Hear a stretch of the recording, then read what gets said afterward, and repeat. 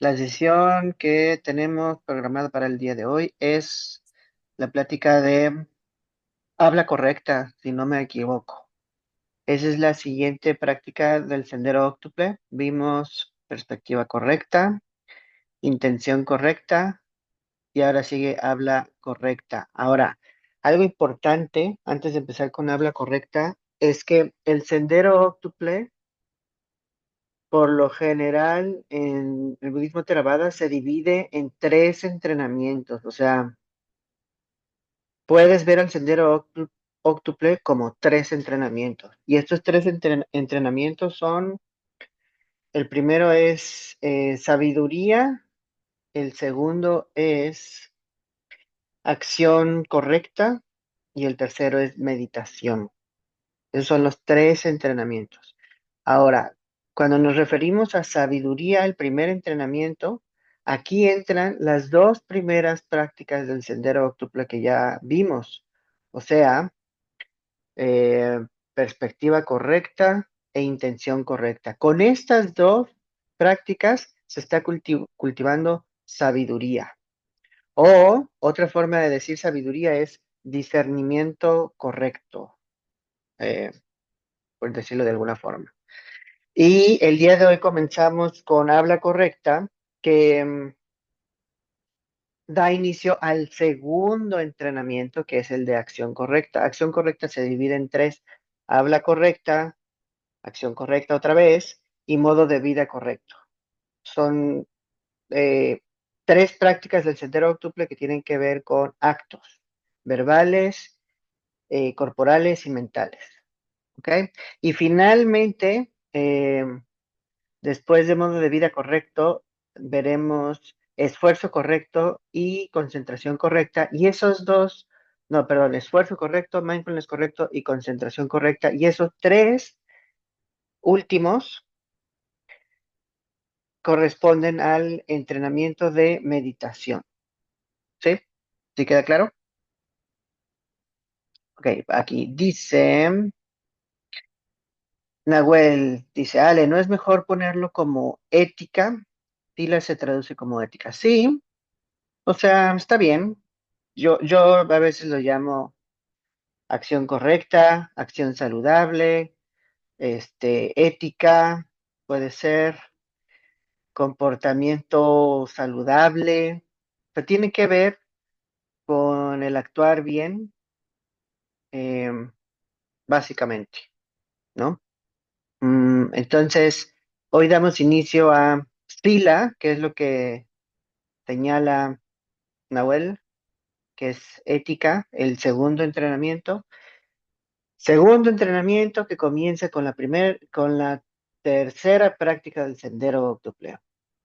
La tercera práctica del sendero octuple es habla correcta, ¿va? Entonces, habla correcta. Vamos a ver primero la definición.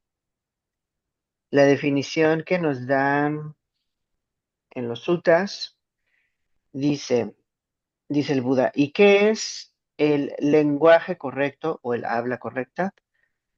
Abstenerse de mentir, de hablar divisivo, de hablar injuriosamente y de hablar sin sentido. Esto se llama habla correcta. Entonces, está bastante sencillo, no es muy como difícil. Yo creo que para mí lo difícil es ligar esto a lo que hablábamos en las sesiones anteriores, que es la perspectiva correcta y la intención correcta, ¿no? ¿Cómo llegamos a abstenernos de mentir y abstenernos de hablar de forma divisiva, ¿no? De hablar con la intención de herir o injuriosamente, como dice aquí la definición. ¿Cómo llegamos ahí con la perspectiva correcta? Y de hecho, no sé si ya lo dije en la sesión anterior, pero hay dos formas de practicar el sendero óctuple, o no sé si lo dije en el chat. Nahuel ya me lo había preguntado antes y creo que mencioné al respecto, pero una forma de practicar el sendero óctuple es como un practicante ordinario y otra es como el practicante extraordinario. ¿Sí ya se había mencionado eso o no? No, ¿verdad? Entonces lo dije a No, Nahuel yo no tal lo vez. recuerdo. Yo no lo recuerdo.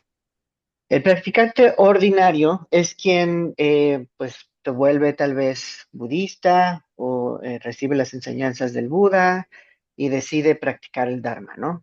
Pero es alguien que no ha tenido un despertar espiritual y, y todavía pues su mente tiene cogniciones equivocadas, si lo podemos llamar así. Y luego el practicante extraordinario, o sea, la práctica del sendero octuple de forma extraordinaria, y es quien ya tuvo como un despertar espiritual, o por lo menos tuvo una probada, o vislumbró la verdad del Dharma temporalmente y entendió, ¿no? Entendió algo que lo hace ver el Dharma de una forma completamente diferente, como que se aclara completamente el Dharma y al mismo tiempo como que entiendes muchas otras tradiciones espirituales mm, porque entendiste algo en la experiencia, ¿no? O sea, tuviste un despertar. Entonces, cuando ya tuviste este despertar espiritual, aquí específicamente se refiere a la realización del surgimiento dependiente o realización de anatta o no es yo, es decir, que no se puede establecer el yo, o verificas o realizas parcialmente el vacío, o a lo mejor totalmente, pero de forma todavía como impermanente, puedes ver el vacío y eso te permite entender, ¿no?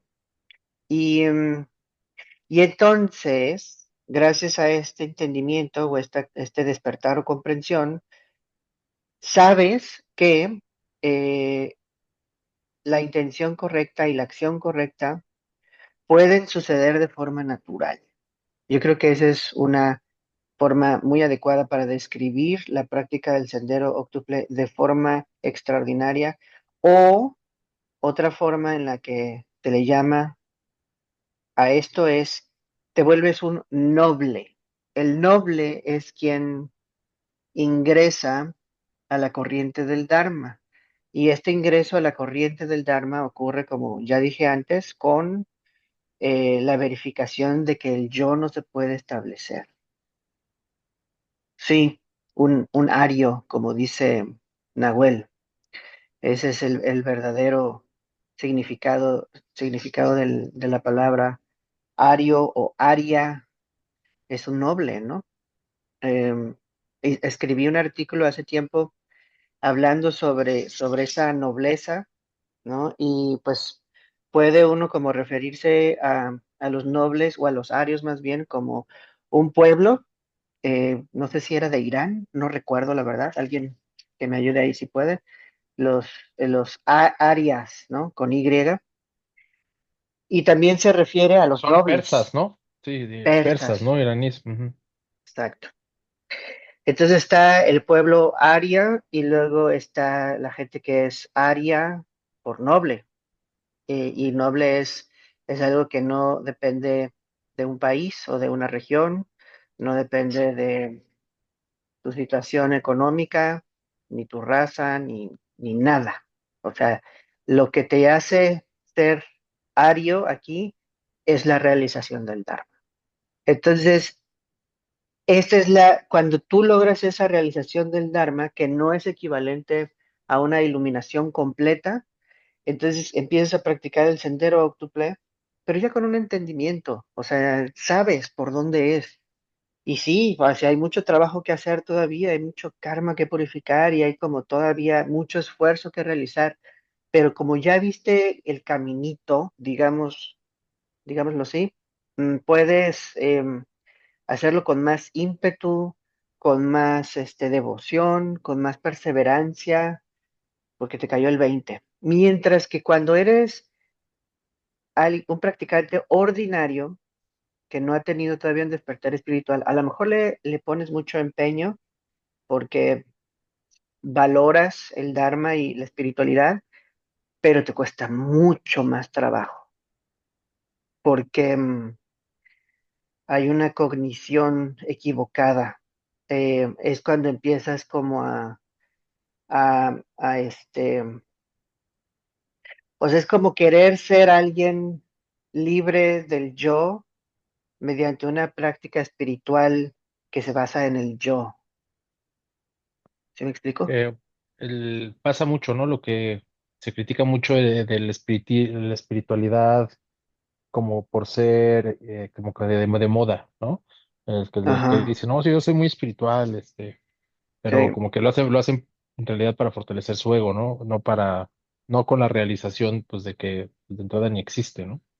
Sí, no, y además hay muchísimos practicantes budistas, seguro de otras tradiciones también, pero yo que conozco muchas tangas budistas, la gran mayoría están todavía como atrapados en en un esfuerzo todavía egocéntrico, ¿no? Del Dharma. Y yo no digo que esté mal, no está mal, porque tiene consecuencias muy saludables practicar el Dharma, aunque lo hagas de forma ordinaria. Y además de que siembra las semillas para un despertar en el futuro. Solo que es más difícil, es todavía problemático, todavía causa conflictos entre los miembros de la Sangha. O sea, es todavía una perspectiva mundana, es una práctica mundana del Dharma, ¿me explico? Oye, una pregunta de esto. Y Ujú. en las enseñanzas, o sea, se plantea ese como recorrido, digamos, de que eres una persona basada en el ego y te acercas como al stream, al río de la corriente espiritual y entonces primero te mojas como que los pies y luego la cintura y luego ya te echas el chapuzón por completo y luego sales del otro lado ya como pues limpio o transformado, ¿no? O sea, Ujú. ya es que luego en Pali hay muchos términos que en español no existen. Existen ese tipo como de etiquetas, porque me Sí, acuerdo que en algunas sutas el Buda sí dice, tú eres de los que van a regresar una vez, tú eres de los que están en tu tal última cual. reencarnación. Eso sí me acuerdo, los que ya están del otro lado del río, pero los que apenas se Sí, van metiendo también tienen nombre. sí, los que apenas se van metiendo, es decir, quien entra a la corriente, se le llama así, el que Ajá, ingresa a la corriente, ese es su nombre, ¿no? ok. Ay, ¿cómo era el Pali? Era Sotapana, creo, no me acuerdo, pero sí es lo que significa. Y luego después, no son niveles, son como etapas, ¿no? O sea, como Ujú. pases de la mente, ¿no? Aquí está chateando Es Nahuel, dice que Sotapana.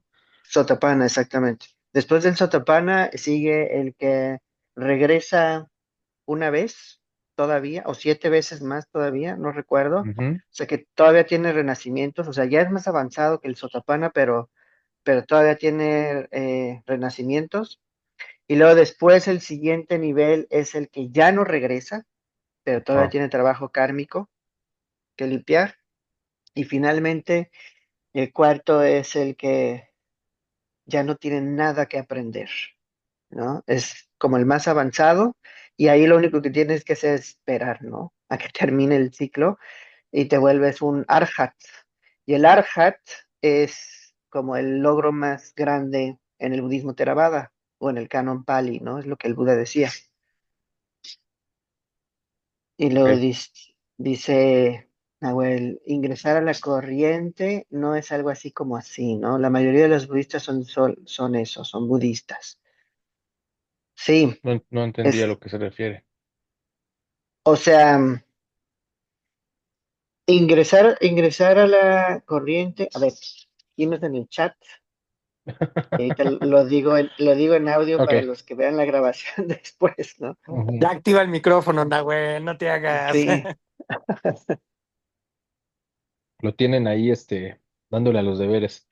exacto, está planchando. Las, las Tiene, arrugas, las arrugas del alma. A ver, ahí va, ya va a hablar. ok. Mientras veo qué más dijo. Dice que se me nota el Onigmapa a kilómetros. ¿Por qué? Me tienes que decir también por qué se me nota el Onigmapa. Onigmapa es un practicante de la escuela Enigma en el budismo tibetano. No sé por qué dice eso, Nahuel, pero me cachó.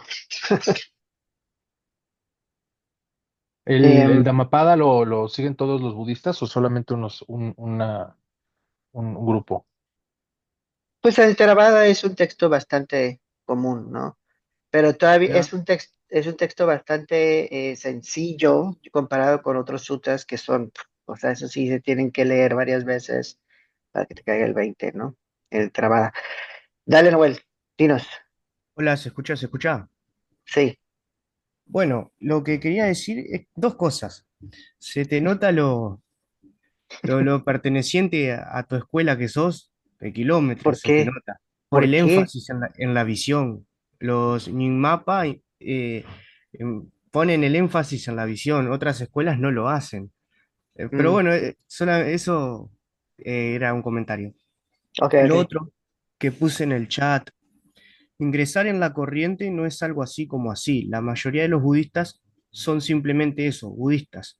La corriente podés verla como algo metafórico, pero también podés verlo como algo casi literal. Imagínate eh, una corriente magnética. Es eso, es una corriente magnética que lleva tu estado de conciencia a otros estados de conciencia. Es como cuando el río te arrastra, te Ujú. conduce. Es literalmente una corriente magnética. Y bueno, está, es una corriente que existe.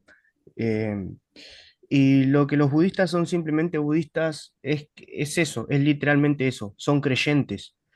Hay una gran diferencia entre ser un practicante y real y ser un budista. Porque los budistas, que son simplemente budistas, no son diferentes de un católico o de un musulmán. Creen en, en determinada palabra, que es la Buda Bacana, que es la palabra de Buda.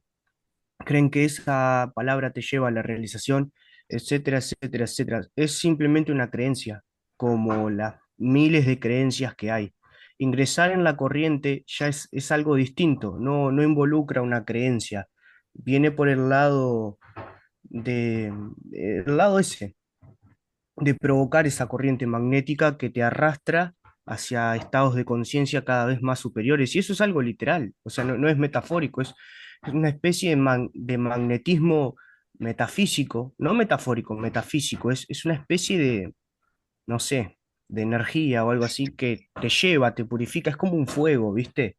¿Viste el fuego alquímico que se enciende en el horno y purifica el mercurio? Cambia el mercurio leproso en el mercurio de los filósofos. Es lo mismo, es algo purificador. Y por eso se dice que el que entra en la corriente tiene únicamente 7 reencarnaciones delante suyo, ni más ni menos. Exacto. ¿Estoy en lo correcto? Sí. Y bueno, que yo quería hacer un énfasis en eso.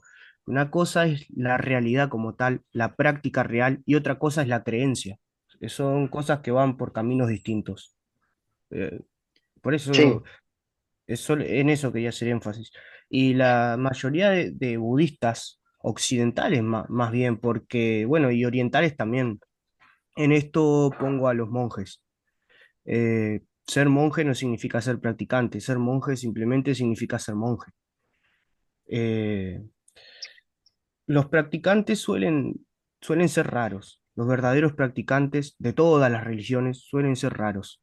La gran mayoría son personas que buscan una creencia debido a cosas que llevan en el interior. Muchos buscan seguridad, otros buscan, no sé, creer en algo, no pueden estar sin creer en algo, etcétera, etcétera, etcétera. Las creencias muchas veces suelen llenar, no sé si vacíos interiores, pero sí juegan mucho con lo interior. Por ejemplo, como es mi caso, una persona que está atada al concepto de Dios, sí o sí va a buscar una creencia que tenga que ver con Dios y que lo llene emocionalmente, ¿viste? O sea, es, sí, es, ujú. era lo que tenía para decir. Bueno, ahora vuelvo al silencio. A seguir doblando ropa. Como buscar uno mismo una Gracias, ilusión, Nahuel. ¿no? O sea, de lo que entendí de lo que habla Nahuel, es que, o sea, el creyente naturalmente no más busca otra forma de seguir engañándose, ¿no? En vez de buscar una verdadera verdad. Sí, pero es algo que no sabe que está haciendo. O sea, no sabe que se está engañando todavía. O a lo mejor habrá alguien que sí entienda que no hay que engañarse y así, pero no puede, ¿no? no puede dar el salto porque falta una verificación, una realización. O incluso quienes aún viendo eso prefieren estar todavía en el engaño, ¿no? Sí, y sí he visto casos así. Tenía un alumno que le platicaba, él le decía, oye, pues ya estás listo como para empezar a meditar en forma, ¿no? Y nunca lo pude convencer de que empezara a practicar, ¿no? Porque, pues, como que estaba a gusto, estás a gusto en donde estás, ¿no? Las cosas van bien y como que la gente no se quiere mover. eh, por eso el Buda decía que renacer en los reinos celestiales no es muy bueno porque está tan a gusto que no quieres practicar el Dharma, ¿no? Ese es el problema de nacer como deidad, como un deva. Exacto, Entonces, la preparación espiritual, ¿no? Que necesitas para estar en el paraíso, por así decirlo, y aún así practicar el Dharma. Interesante. No, y también lo ujú, que te iba a comentar de esto que dices del alumno, que normalmente cuando la conciencia encuentra avenidas para su liberación o para su despertar, normalmente hay una reacción muy fuerte, ujú, pues que justamente está muy relacionado con el tema de los demonios y todo lo que hemos estado discutiendo. O sea, ujú. ahí es como que te ven, o sea, como que cuando asomas la cabeza es donde te cachan y se te van sobres. Entonces, esa primera es como un parto, o sea, es como un parto Sí, donde para poder realmente salir y, como dice Nahuel, meterte en la corriente, se requiere un gran esfuerzo, es un gran esfuerzo sostenido, y sin la ayuda de un maestro, eso está cabrón, o sea, de un gurú, pues, como en bueno. chino, ¿no? E incluso yo, Ujú, yo te diría que si no hay un gurú, algo que puede ayudar mucho a que ingreses a la corriente es que si estés dentro de una comunidad de practicantes serios, ¿no? claro. Eso ayuda bastante porque, pues, la comunidad ayuda a redirigir tus acciones. Es como el ejemplo de, o sea, cuando te dejas de llevar con gente nociva y empiezas a llevarte con gente saludable, pues tu vida se redirige. Puede ayudar, ¿no? Em, Dice Nahuel, una vez me pasó que hice un retiro en el fondo de mi casa y cuando terminé el retiro, escuché una voz que se burlaba mío y me decía, ¿realmente crees que sirve de algo? Pues son tus demonios, Nahuel. Exacto, O a lo mejor son tus exactamente. ángeles falsos o lo que sea. Pero bueno, O sea, dime, es que me acordé mucho de que o sea, después de que en el 2021 aquí Otón y yo tuvimos una experiencia mística espacial y después de eso empezamos a practicar mucho magia del Golden Dawn, que es lo que hacíamos. Pues me acuerdo mucho que yo dentro de uno de los rituales que yo hacía en mi casa, a mí me pasó eso también, o sea, como que tuve una voz dentro de mi voz que se burlaba de mí, ¿no? Y me decía, ja, ja, ja, ¿y tú crees que Jobhead Babhead va a venir a ayudarte? Ja, ja, ja, ja, ja, ¿no? ujú, Y pues sí, sí, lo entendí así como sí, claro, güey. O sea, no solo se trata de hacer el ritualito y hacer la oración y ya con eso se resuelven las cosas, ¿no? Y hasta el diablo se burla de ti. pues sí, sí, es mucho, mucho trabajo y de hecho, pues es a lo que se relaciona el tema de hoy, ¿no? Que cuando tú dices, bueno, voy a seguir esta práctica del habla correcta, ¿no? Y ves la primera parte y dice, no, pues hay que ser, o sea, hay que abstenerse de mentir. O sea, esa instrucción Ahí te encargo. es exactamente, es de las cosas más difíciles que puedes hacer en tu vida. Y, y quien dice, bueno, lo voy a practicar, ok, a lo mejor empiezas a decirle a la gente verdades, ¿no? Pero lo más difícil, en mi opinión, es que empieces a ser honesto contigo mismo, que te digas la verdad a ti, ¿no?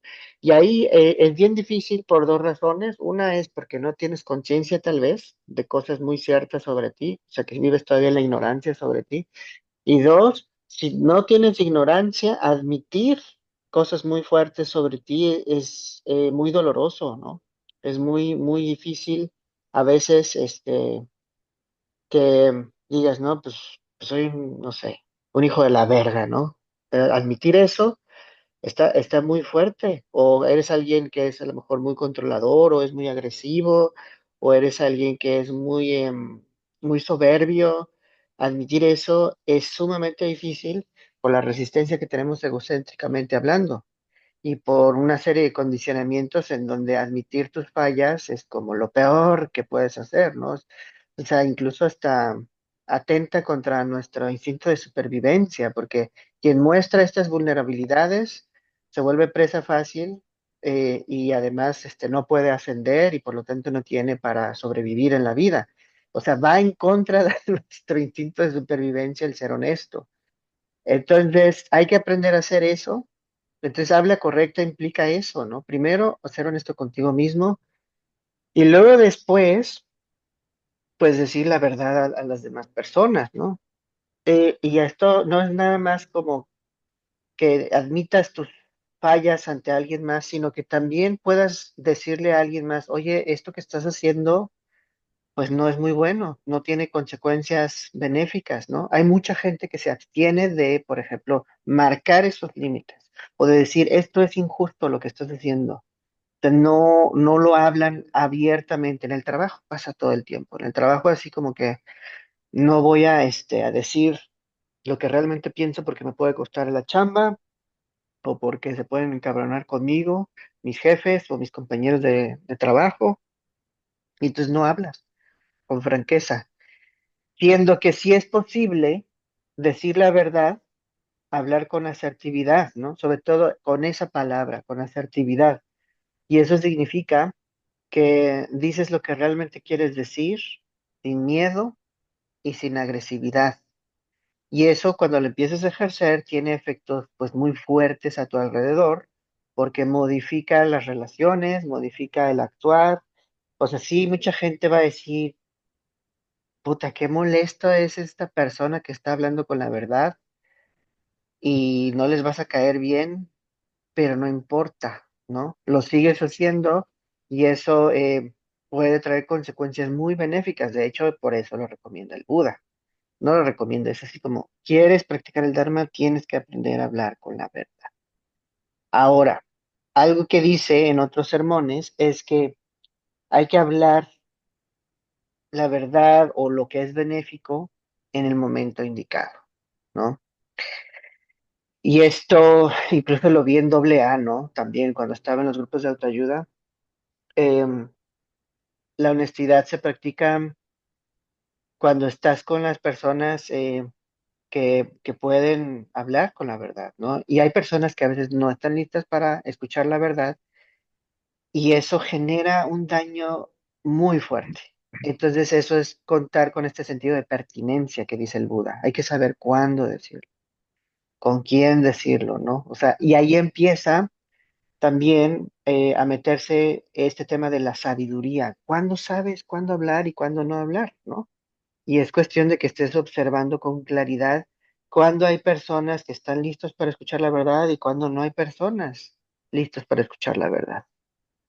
Requiere un discernimiento, pues, superior. No voy a decir que sagrado o súper extraordinario, pero, o sea, que sí entiendas a los seres humanos, por lo menos, ¿no? A lo mejor, este, que estudie psicología o algo así, ¿no? Dice Nahuel, hay una diferencia entre ser sincero y ser un idiota. ¿A qué te refieres? Digo, sí, como que medio entiendo, pero explica un poco más. ¿Quién sería un idiota? ¿No? Entonces, está eso, Oye, Alex, dime. un tema ahí, ahorita lo que a ver si Nahuel quita el micrófono, ahora el micrófono. Este, ese tema también es complicado porque hablar con la verdad, bueno, lo que yo había escuchado, sobre todo en el contexto que tú mencionas ahorita, en psicológico, muchas Ujú, veces lo que te dicen cuando tomas coaching para ser asertivo, cuando estás estudiando lenguaje para justamente tener este tipo de disciplina positiva o humanismo, en la psicología el humanismo es esta escuela donde hay una aceptación incondicional de la otra persona, ¿no? Entonces, de alguna manera, tú como terapeuta tienes que aprender a aceptarlo. No necesariamente por eso lo justificas, ¿me explico? Pero le exacto. das ese espacio de que él es lo que es. y lo respetas como es, ¿no? Y entonces el lenguaje tiene que ser como diferente, ¿no? Pero entonces mucho de este coaching de lo que yo he visto al menos se va mucho hacia, habla de los hechos y tienes que separarte mucho de las opiniones, porque hablar con la verdad no es, y no es lo mismo que decir lo que tú crees que es verdad. O sea, creo que ahí es donde hay una Sí, diferencia muy importante, porque tú puedes decir, no, yo siempre hablo con la verdad, ¿no? Y además yo creo ABCD y entonces lo he hecho. Cuando creo que mucho, digo, me imagino que en la enseñanza del Buda, este tema de hablar con la verdad también tiene que ver con observar y tratar de expresarte con respecto a lo que sí está pasando y no lo que te estás imaginando o lo que quisieras que fuera o qué sé yo, ¿no? Nada más era el comentario. Y hasta aquí, no, exactamente. De acuerdo con todo eso. Así es. Ahorita voy a leer unas Porque partes de unos sermones importantes. Dime. yo también quiero cerrar eso de, por ejemplo, cuando Pilatos está por apañar a Jesús y todo eso, y en algún momento le dice, es que tú qué, ¿no? Y le dice Jesús, es que yo soy la verdad. Y Pilatos le dice, pero ¿a cuál verdad te refieres? Como tratando de decir que pues cada quien tiene su verdad subjetiva. Y creo que eso es lo que comenta Otón, que a veces es muy difícil, pues tú crees que es tu verdad, ¿no? Y que tu verdad es tu verdad, y pues estoy hablando con la verdad, cuando en realidad es mi maldita verdad subjetiva que no tiene nada que ver con la de los demás, ¿no? Sin embargo, o Ujú, sea, la refutación de Jesús es que existe una verdad que sí es una ujú. verdad y es una, y no es o sea, no es subjetiva ni interpretable por varios, es una y es una para todos, ¿no? Así es, tal Esa cual. historia es muy interesante porque fíjate que le dice, yo creo que en realidad es un principio superior que está hablando a través de la boca de Jesús. No es el Jesús hombre, sino es otra cosa, ¿viste? Diferente. Ujú. Y Jesús le El Padre dice, hablando a través de él, ¿no? sí, sí, justamente eso, sí. Le dice, todo aquel que no, que dice, todo aquel que escucha la verdad, escucha mi voz. Y Pilatos le dice, ¿y cuál es la verdad? Y Jesús lo mira a los ojos y hay un profundo silencio. Y estaba pensando en lo que dijo Otón. eh, es verdad, sí, que cuando vos decís algo, el otro no escucha lo que vos estás diciendo, el otro filtra, te escucha y filtra y entiende lo que quiere entender. Todos los condicionamientos y todo ese tipo de cosas que la persona tiene en la cabeza son como filtros y al final llega lo que, no sé, llega otra cosa distinta a lo que vos decís. Por eso, no sé, qué Buda dice, hay que hablar con la verdad. Quizás en un aspecto más sencillo, sí, decir lo que uno cree que es verdad, las cosas que nosotros vemos como objetivas y eso, pero en un aspecto más profundo, donde todo lo que vos digas le llega a la otra persona, lo escucha según sus propios condicionamientos y todo ese tipo de cosas. Lo que vos transmitís es una cosa, lo que la persona le llega es otra. Entonces, esto de la verdad tiene muchos matices, ¿viste? Y yendo a esto que vos dijiste, Santiago, de la verdad una y eso, uno, la verdad es una, es, está más allá de la mente, ¿viste? Más allá de las palabras. Entonces, ¿cómo uno puede decirla, ¿no? ¿Cómo uno puede, no sé, cómo uno puede decir la verdad si la verdad está más allá de las palabras? La verdad trascendente. Es muy profundo esto, ¿eh? Muy interesante. Hay capas y capas y capas, ¿eh? Sí, Yo sinceramente no tengo ni idea cómo es que... pero sin embargo, no, o sea, que sea trascendente no quiere decir que no lo puedas, o sea, llevar a un nivel relativo, que es lo que un Buda o un Bodhisattva o un Jesucristo hace, ¿no? O sea, ellos hablan la verdad y dicen palabras y luego ya la interpretación de esas palabras, pues ahí está el problema, ¿no? Porque muchos lo interpretan bien y otros no, y hacen lo que quieren con su interpretación equivocada. Lo mismo pasa con el budismo y el Buda Dharma, o sea, se interpreta como Dios les da a entender, si es que hay Dios en el budismo, ¿no? El Dios supremo.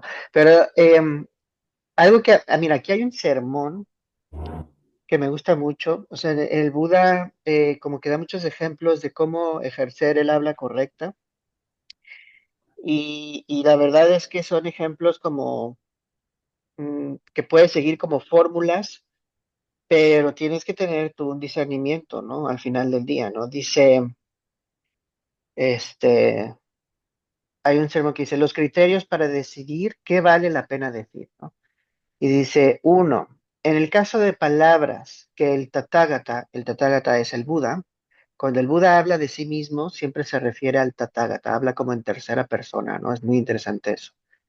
Dice, el Buda dice, en el caso de palabras que el Tathagata sabe que son falsas, infundadas, no beneficiosas, es decir, que no llevan al fin del sufrimiento o la iluminación, que son palabras desagradables y poco atractivas para los demás, no las dice.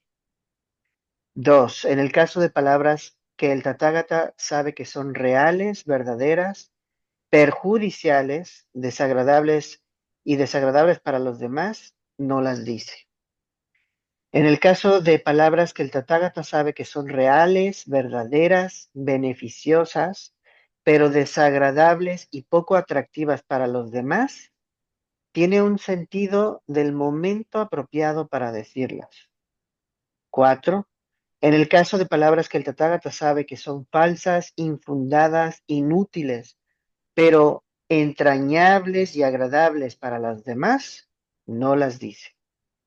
En el caso de palabras que el Tathagata sabe que son reales, verdaderas, no beneficiosas, pero entrañables y agradables para las demás, no las dice. Y seis, en el caso de palabras que el Tathagata sabe que son verdaderas, beneficiosas, entrañables y agradables para los demás, tiene un sentido del momento adecuado para decirlas. ¿Por qué es eso? Porque el Tathagata tiene simpatía por los seres vivos, o sea, siente compasión por los seres vivos. Entonces, si te fijas, es como em, difícil, pero al mismo tiempo es como, mm, pues muy apropiado el discernimiento correcto. O sea, regresamos a la idea de la perspectiva correcta. De perspectiva correcta nos podemos poner muy filosóficos y decir que pues, es el surgimiento dependiente, que todo es impermanente, que este, el yo no se puede establecer, etcétera. Pero, Yo quería preguntar algo de eso. sí, Digo, no quiero comerme mucho tiempo, pero ¿cómo le haces para no caer en la condescendencia cuando estás eh, construyendo esta intención correcta? Porque siento que mucho de lo que nos dijiste y ahorita lo estabas repitiendo, que dices, ujú, no hay las causas para la bondad, ¿no? No hay las causas para, o sea, ¿por qué ujú, espero yo algo bueno cuando no se dan las causas? Pero siento que, o sea, como que ahí puede convertirse en un argumento como medio soberbio o este despiertismo, como el pedo woke, ¿no? De que yo ujú, soy más que tú. No sé si hay como digo, entiendo que obviamente pues la intención correcta se fundamenta eh, en, en, en el discernimiento de que el yo no existe, ¿no? Y esto pues obviamente sería algo egoísta, pero ujú, aún así siento que, pues no sé, o sea, por ejemplo, el Buda que habla en tercera persona de sí mismo, pues está muy interesante porque desde ahí está ujú. evitando, ¿no? Esa reflexión dualista de yo contra el mundo, ¿no? No sé si de esa parte tengas un comentario o una ayuda más allá de lo que ya nos dijiste. Sí, es que también, Dice eh, Managol, el Tagata es condescendiente. Pues sí, sí sí, lo no, es, no, bueno, pero más o menos, porque no, condescendiente es cuando justamente de las 6 cosas que leyó ahorita Alex, si estuvieras diciendo cosas que son agradables, aunque no necesariamente son beneficiosas ni son reales, yo creo que eso sería ser condescendiente, ¿no? Sería así exactamente, ay, Nahuel, mira qué buena la plancha que estás usando, qué sé yo, ¿no? Oye, qué exacto. bonita se te ve tu ropa, o no sé, o sea, digo, estoy dando un ejemplo muy estúpido, pero este, pero si eres condescendiente, pues ¿para qué pones en el chat eso, güey? Si estás siendo condescendiente, hombre, como que siento que hay cierta falsedad implícita, ¿no? Porque sí lo dice, Sí, pero con timing.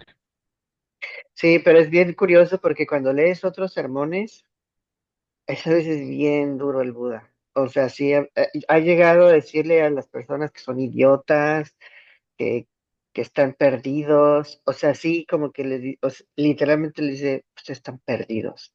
O sea, es lo más tonto que he escuchado. Así, ¿no? Con ¿Ah, esas sí? palabras. Ok. Sí, voy a buscarlo en unos sermones. Pero creo que depende mucho el contexto. O sea, es cuando el Buda se suelta así hablar a veces como de una forma pues muy suave, muy tranquila, y en otras ocasiones es como no le importa quién esté y suelta verdades bien fuertes, y en otros casos sí es así como esto es lo peor que pueden hacer, ¿no? O sea, no sean como estas personas y así, ¿no? Entonces, a mí lo que me dice eso es que es alguien que está muy, muy presente en el nivel relativo. O sea, no se queda en un nivel trascendente en donde yo estoy más allá de todos. O sea, sí se mete a la jungla, sí se ensucia las manos, pero no pierde, creo yo, su sabiduría. Porque el que se meta a ensuciarse las manos implica que sepa el contexto y con quién está y qué es lo que va a decir, ¿no? Y entonces, y hay veces que ni siquiera habla, o sea, que llegan y le preguntan cosas y dice, no, no voy a hablar contigo, porque no hay una buena disposición, porque tu perspectiva está, o sea, básicamente, Hay, en ocasiones ni contesta, o sea, se queda en hay una, silencio absoluto, ¿no? hay una anécdota de Yogananda muy, muy curiosa que ahorita me acordé con esto que mencionas, que está Yogananda recibiendo gente después de dar un sermón, ¿no? Y entonces, pues, se le hacía la fila de gente y pues iban, ¿no? Y lo estaba viendo Sridhar Mata, que fue una de las que recopiló sus escritos, es una de sus discípulas más, como más picudas, ¿no? Sí. Y narra Sridhar Mata que estaba, que le daba mucha risa porque pues llegaba la gente y obviamente pues se le postraba al maestro y con una cara así de, güey, no manches, qué chingón conocerte en persona. Y el maestro, pues también muy, muy emocionado, pues le daba la mano y todo, ¿no? Y que de repente decía, pero habían por ahí algunos que como que escépticos, ¿no? Entonces como que Ujú, desde que los veías en la fila decía, "Ay, estaban como escépticos, ¿no? Y se acercaban a Yogananda y Yogananda los veía y le extendían la mano y Yogananda les agarraba así la mano, ¿no? No les decía obviamente nada, y pasaba el siguiente y era así como, oh, maestro, y qué felicidad tenerte aquí, el amor, ¿no? Y entonces decía, y entonces se volvían a formar, ¿no? Se volvía a formar el incrédulo, así como, a ver, ¿qué onda con este güey? ¿No? Entonces se volvía a formar y volvía a llegar con el maestro, y pues igual, ¿no? El maestro lo veía y, ¿no? Que sigue, ¿no?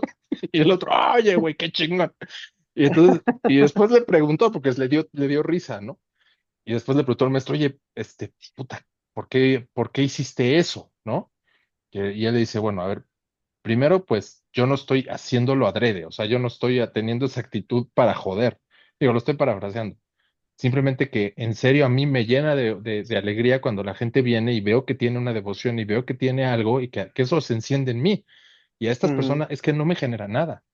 Es que no me genera y yo no tengo por qué ser falso, ¿no? O sea, yo ujú, no voy a fakear una falsa emoción por quedar bien, no, güey, pues es como, o sea, se ve que eres un güey que estás aquí, que no perteneces, por así decirlo, aquí, no me generas ninguna emoción. Estoy siendo genuino, tan genuino contigo como estoy siendo genuino con el otro. ¿Me explico? A sí, este punto de que me sí. acordé ahorita que Y mencionabas. así era el Buda en muchos de los sermones y en unas ocasiones pues no contestaba porque las preguntas que le hacían eran una distracción muy fuerte, ¿no? O sea, filosóficamente hablando. Entonces era una pérdida de tiempo empezar a hablar sobre algo que no iba a llegar a nada. O sea, lo sabía, ¿no? Entonces no contestaba, pero había otros casos, de hecho hay un sermón en donde le preguntan, oye, ¿y cómo le haces para domar a la gente que es muy difícil de domar, ¿no? Porque al Buda lo llamaban el que domaba a los seres, ¿no? Wow, Y entonces, les decía, esta plática la tenía con un domador de caballos, justamente, ¿no?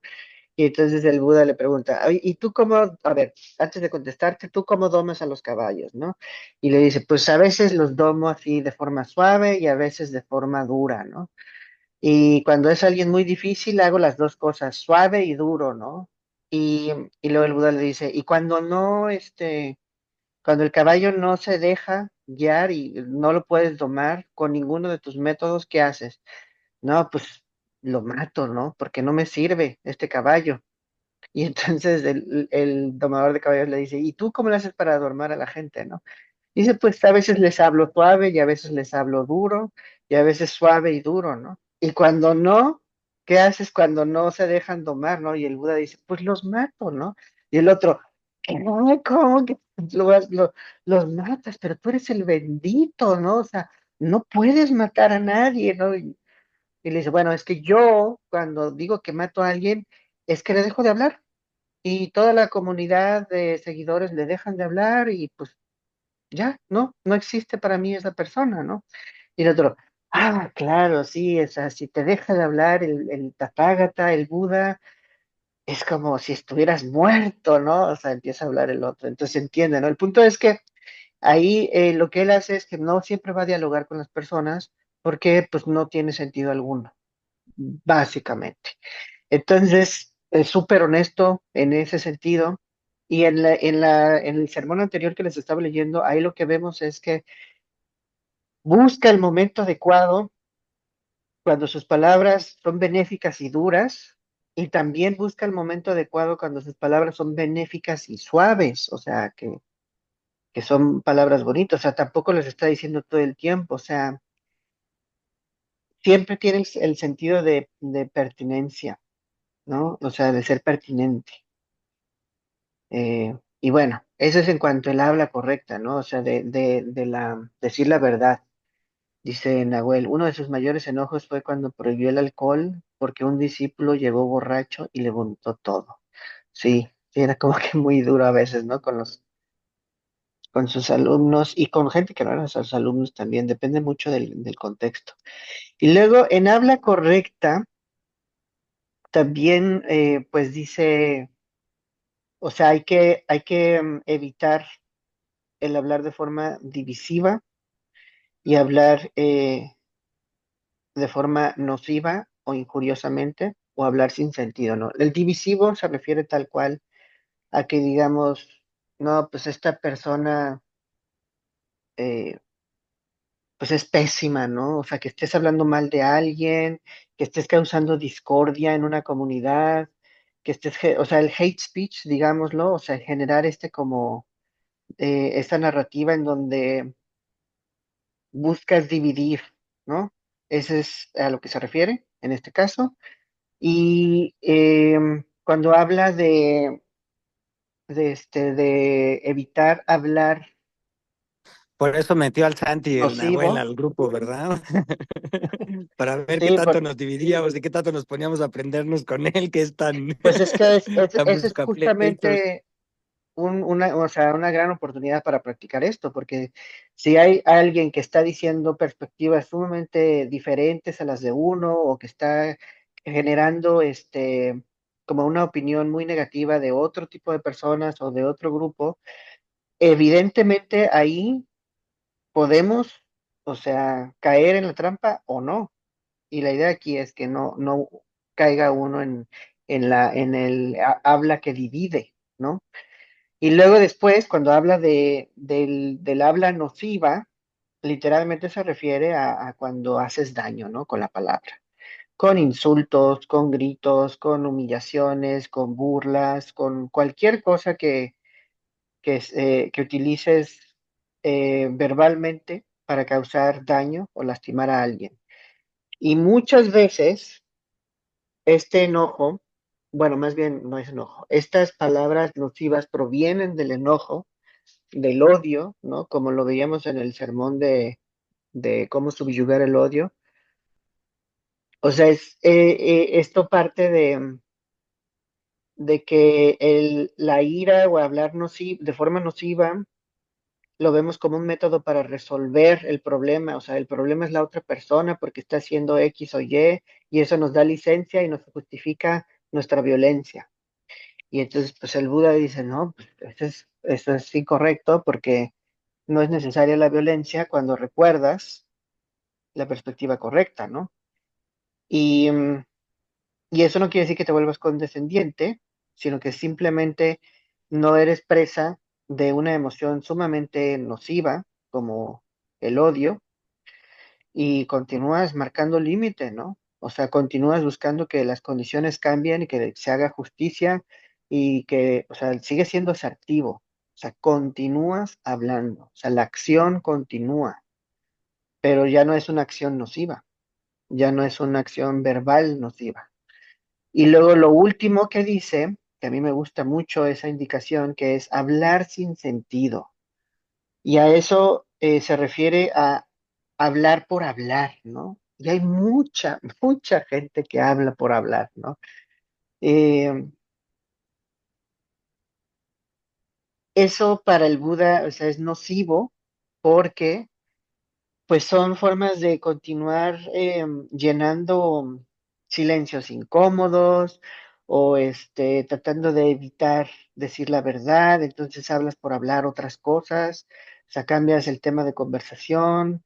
Muchas veces cuando hay inseguridad, ¿no? O sea, cuando hay como un deseo de caerle bien a la gente, entonces hablas por hablar para caerle bien a la gente, y eso sigue siendo habla incorrecta, porque está basado en algo que no es real, o está basado en una como una intención de manipular la realidad de forma nociva o manipular a las personas para que les caigas bien, ¿no? O sea, eso hablando un poco desde el lado em, cuando hay mucha autodevaluación, inseguridad, falta de confianza en uno mismo, ¿no? Que hay un exceso de protagonismo.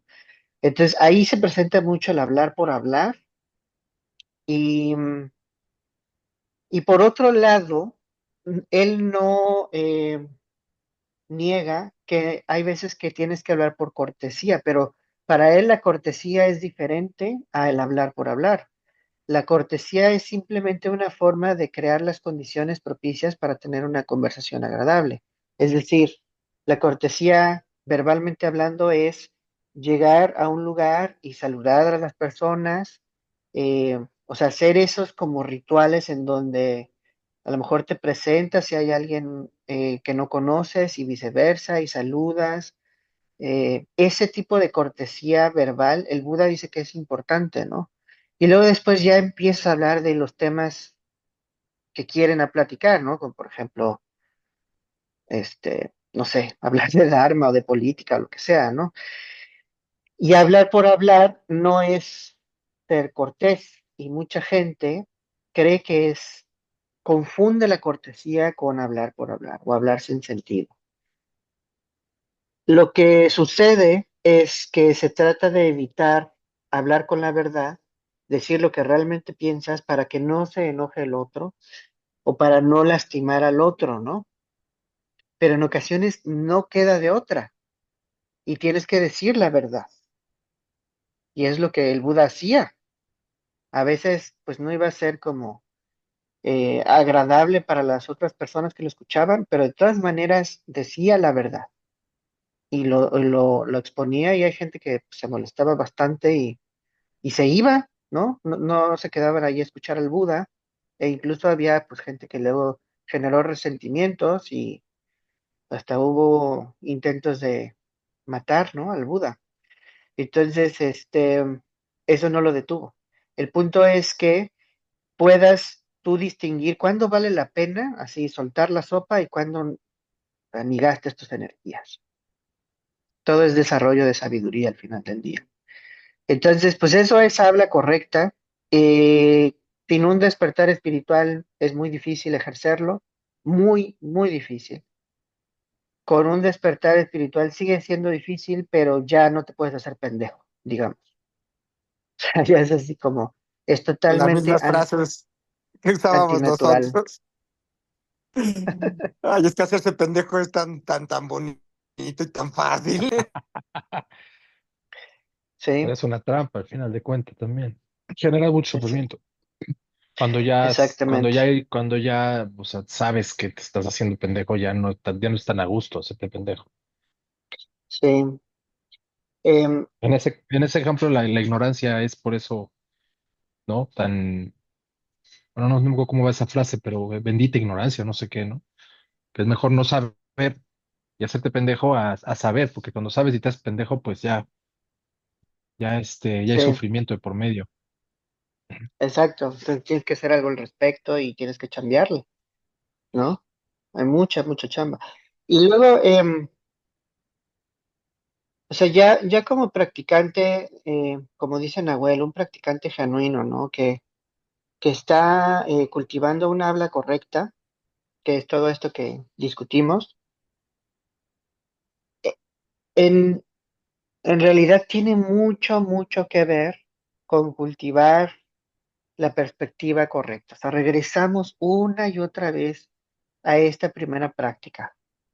La perspectiva correcta nos está diciendo que es absurdo apegarse, que es absurdo estar neceando, o sea, es absurdo imponer narrativas sin realmente escuchar. O sea, el vivir, como decías tú, Otón, el vivir con mi propia verdad, ¿no? Lo decía Nahuel también, estar así como con filtros, ¿no? Entonces la perspectiva correcta impide que estés estableciendo filtros sobre la realidad. ¿Y por qué lo impide? Pues porque te obliga a que observes, ¿no? Observes las condiciones, que te preguntes, a ver, ¿por qué esta persona está actuando así? Y dices, ah, ok, es por esto. Y luego también te revela que las cosas son impermanentes, porque eso es parte de la perspectiva correcta, o sea, las cosas cambian. Entonces, ¿por qué me voy a aferrar a esta emoción si al rato se va a pasar o todo esto va a cambiar? ¿Por qué insistir en establecer una identidad con una permanencia y continuidad si estoy envejeciendo? Si de todas maneras todo esto va a llevar a que cambie, etcétera, etcétera, etcétera, ¿no? Y esa perspectiva correcta, em, como que te revela el drama, tu drama personal y el drama de las otras personas. Y a veces distingues que alguien puede escuchar y ejercer un diálogo contigo y a veces distingues que no puede ejercer un diálogo contigo. ¿Cómo distingues eso? Pues ves, sabes las condiciones que hay. Lo observas, ¿no? Lo evalúas. A lo mejor ya lo conoces varios días, varias semanas, varios meses y conoces a esa persona y dices, sí existen las condiciones para crear un diálogo con esta persona. ¿Por qué? Pues porque por lo general tiene disposición, porque es una persona pensante, porque sé que fue a terapia y en terapia trabajó muchos de sus apego, su soberbia, su ego, etcétera. Pues es alguien que ha estado trabajando en sí, entonces ves las condiciones propicias y dices, con él sí voy a establecer un diálogo y voy a lo mejor a veces debatir y a veces tener una batalla saludable. Y cuando ves que faltan esas condiciones, dices, ni cómo moverle, ¿no? Sin embargo, cuando las circunstancias y el contexto te obligan a luchar, ¿no? Y realmente lu- como luchar por la justicia, ahí no hay de otra, o sea, ahí no importa si alguien fue al psicólogo o no, si es maduro o no, si es arrogante o es humilde, no importa. Ahí lo que haces es decir, no estoy de acuerdo con esto, ¿no? Y punto. Cuando es una injusticia muy grave, muy, muy, muy grave, ¿no? En otros casos no vale la pena. Es aprender a discernir cuándo hablar, cuándo no hablar y cuándo es inevitable que, que interactúes de una forma asertiva o dura, ¿no? Que es necesario. Bueno, pues eso es habla correcta a grandes rasgos. Déjame ver si hay algo más respecto al habla correcta que se me esté pasando. Dice el Buda, eh,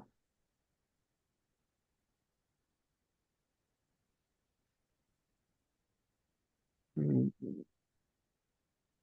sí, dice, si te hablan, o sea. en una junta, en una asamblea y te preguntan, este, si sabes de algo y no sabes, el Buda dice, di que no sabes, punto. O sea, ahí básicamente está diciendo, no importa que digas que eres ignorante en un tema. O sea, es como una de las resistencias más grandes del ser humano es ocultar que es ignorante en algo, ¿no? Y el Buda está diciendo, tienes que decir la verdad todo el tiempo. Y si sabes, tienes que decir la verdad. Hay gente que incluso no dice que sabe porque no quiere verse soberbio, ¿no? No quiere verse como superior a los demás, pero ese es un virtue signaling muy pendejo. Es como decir, ocultar la verdad porque te quieres ver bien humilde, ¿no? Esa es una espiritualidad falsa. O sea, está basado en una apariencia, ¿no? En ego, es materialismo espiritual. O sea, si sabes, dices, pues sí, sí sé de esto. Y si no sabes, dices, no sé de esto. Ese es el ejercicio, ¿no? Cuando dice el Buda, hay que hablar así con la verdad. Y ya, les voy a mandar los sermones, estos en donde hace como estas recomendaciones. Dice, siempre que quieras realizar un acto verbal, debes reflexionar sobre él, ¿no? Y pensar, ¿este acto verbal que quiero realizar llevará a la aflicción propia, a la aflicción de los demás o a ambas? ¿Es un acto verbal torpe, con consecuencias dolorosas, resultados dolorosos? Si al reflexionar sabes que conduciría a la aflicción propia, a la aflicción de los demás o a ambas, sería un acto verbal torpe, con consecuencias dolorosas, resultados dolorosos. Entonces, cualquier acto verbal de ese tipo es absolutamente inadecuado para que lo hagas. O sea, es lo que dice el Buda. Ahí en ese momento le está dando instrucciones a su hijo, a Rahula, de que siempre se pregunte cuáles son las consecuencias de tus actos.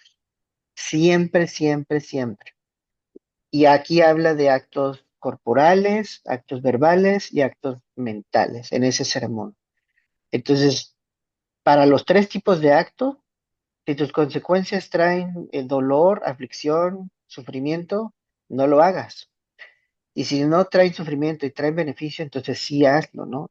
Y luego después dice, y si no sabes, pregúntale a alguien que sepa. O sea, siempre asciende esto con alguien más sabio, ¿no? ¿Cómo ejercer habla correcta en términos de consecuencias? Y ahí lo liga a la ley del karma. Karma, que es actos y consecuencias, pues nos lleva mucho a intención correcta y a perspectiva correcta también. Perspectiva correcta es surgimiento dependiente, impermanencia, los actos tienen consecuencias, aferrarse genera sufrimiento, básicamente eso es perspectiva correcta, son varias cosas como les comenté, ¿no? Pero una forma de cultivar habla correcta y acción correcta, como veremos más adelante, es viendo las consecuencias. Y ya, pues es todo lo que traigo para hoy. Muchas Em, gracias. de nada, Chanti, Nahuel, ¿alguna otra cosa que quieran comentar o preguntar? ¿Todo bien? Todo bien. Genial la plática. Gracias.